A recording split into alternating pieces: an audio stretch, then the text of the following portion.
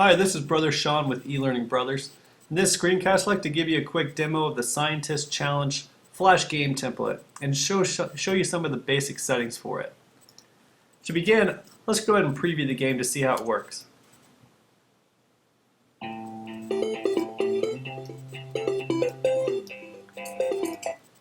Alright, this is your basic introduction screen. You can edit the text here, add images if you like, and you can even add audio narration if you like to also.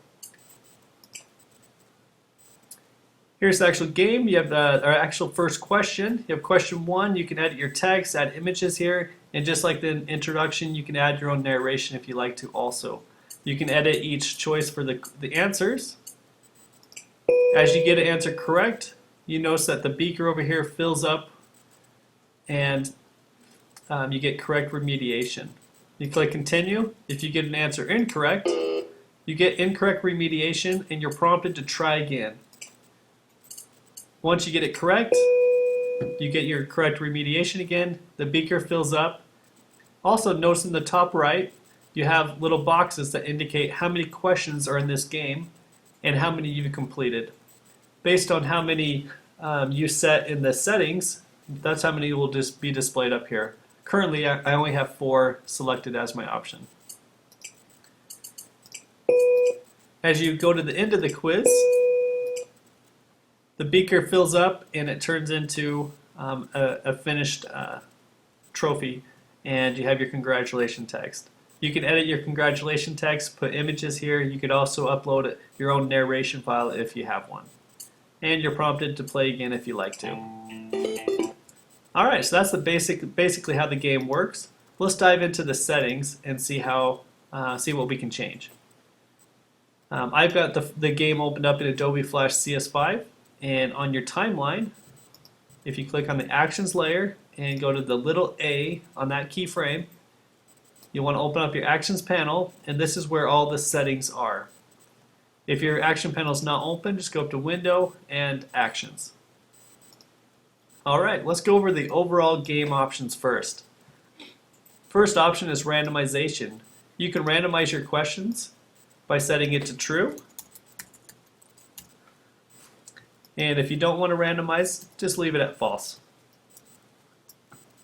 Next option is number of questions. You can set this to be anywhere between 4 and 20. Next option down is the question type. Whatever you set here will be the overall setting for the entire game, since we are in the overall game options. You have choices such as multiple answer, true or false, multiple choice, or mixed. If you like to have your entire game to be true or false, you could just replace the mixed text right here with T/F, indicating true or false. I like to leave it at mixed because I might want to have question 1 be a true or false, but question 2 be a multiple choice. So I'm going to leave that as mixed, and I'll show you how to actually indicate each individual question down below. The next section is the game sound options. Notice that there is a setting to turn the sounds off or on by changing it to be true or false. Currently it's set to, by default, it's set to be true, meaning that the game sounds will play. The game sounds include the splash intro tune, which is the music that plays at the very beginning of the game, the button over and clicked sounds, the correct and incorrect sounds. Each one of these can be changed if you want to upload your own sounds. In another tutorial, I'll show you how to do that. Just below that is the narration sound for the instructions and the conclusions. And then you dive into the individual question options. For question number 1, notice that you have the question type option here. You can change this to be multiple choice, true or false, or multiple answer. Then you have your answer options, incorrect or correct. And then just below that, you have your question narration audio if you choose to upload your own narration.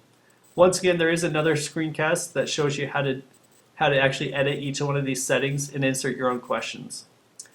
This has been just a quick preview of the Scientist Challenge Flash game template.